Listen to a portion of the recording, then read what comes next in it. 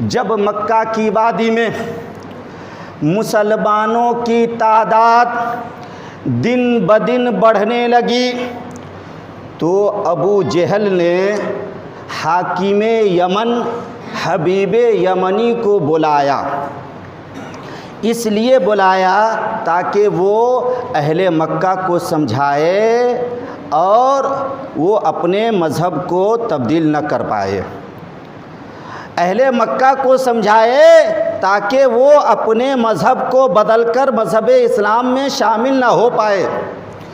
تو جب حبیب یمنی آئے، میٹنگ بلائی گئی، اس میں حضور کو بھی بلایا گیا، تو حبیب یمنی نے کہا اے محمد عربی، اگر آپ نبی ہیں تو اپنی نبوت کو ثابت کرنے کے لیے کوئی معجزہ دکھائیے، کوئی معجزہ دکھائیے۔ تو پیغمبر اعظم نے ارشاد فرمایا اے حبیب تم کیا دیکھنا چاہتے ہو، تمہاری خواہش کیا ہے؟ تو حبیب یمنی نے کہا کہ میری دو خواہش ہے، اگر وہ دونوں خواہش پوری ہو گئی تو میں سمجھ لوں گا کہ آپ واقعی اللہ کے نبی ہیں۔ پیغمبر اعظم نے فرمایا بولو تمہاری کیا خواہش ہے؟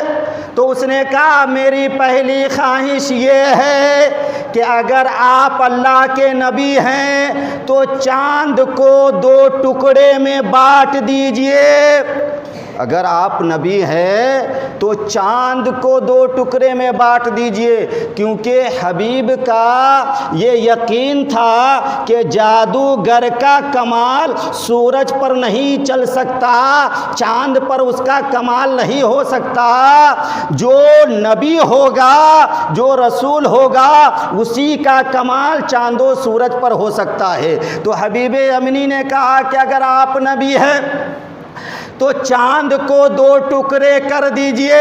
پیغمبر اعظم نے فرمایا اگر میں کر دیا تب؟ تو حبیب نے کہا کہ پھر ہم اپنا مذہب چھوڑ کر کلمہ پڑھ کر آپ کے غلام بن جائیں گے۔ تو پیغمبر اعظم نے فرمایا چلو، چاند کی چاندنی رات تھی، پیغمبر اعظم سب کو لے کر مکہ کی وادی میں پہنچے، اور جب اپنی انگلی کا اشارہ فرمایا تو حضرت عبداللہ ابن مسعود فرماتے ہیں کہ چاند اس طرح دو ٹکڑے میں بٹ گیا کہ ایک ٹکڑا پہاڑ کے اوپر نظر آ رہا تھا تو دوسرا ٹکڑا پہاڑ کے نیچے نظر آ رہا تھا۔ جبھی تو امام عشق و محبت لکھتے ہیں یا رسول اللہ تیری مرضی پا گیا، سورج پھرا الٹے قدم، تیری انگلی اٹھ گئی، ماہ کا کلیجہ چڑ گیا، ماہ کا کلیجہ چڑ گیا۔ اب دیکھیے جیسے ہی اس معجزے کو حبیب یمنی دیکھا تڑپ گیا اور پھر کلمہ پڑھ کر دامن اسلام کو تھام لیا۔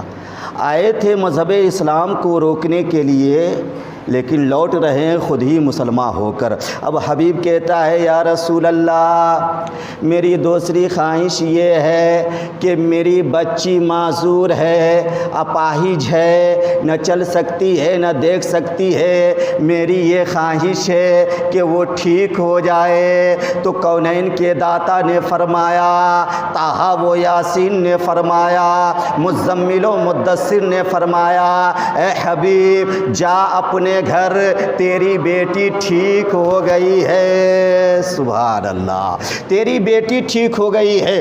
اب حبیب جب اپنے گھر یمن پہنچتے ہیں، دروازے پر دستک دیتے ہیں تو وہی معذور بیٹی چل کر آتی ہے، دروازہ کھولتی ہے۔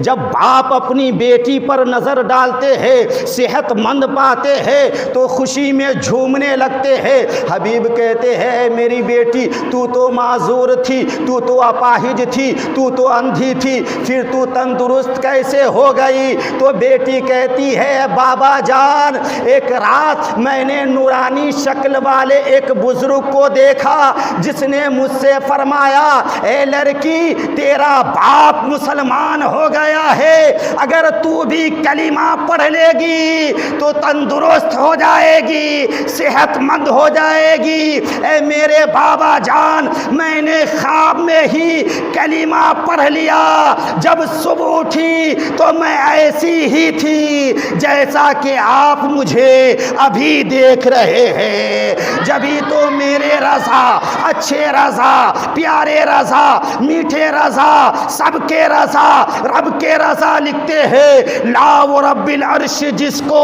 جو ملا ان سے ملا، بٹتی ہے کونین میں نعمت رسول اللہ کی، عرش حق ہے مسند رفعت رسول اللہ کی، دیکھنی ہے حشر میں عزت رسول اللہ کی، دیکھنی ہے حشر میں عزت رسول اللہ کی۔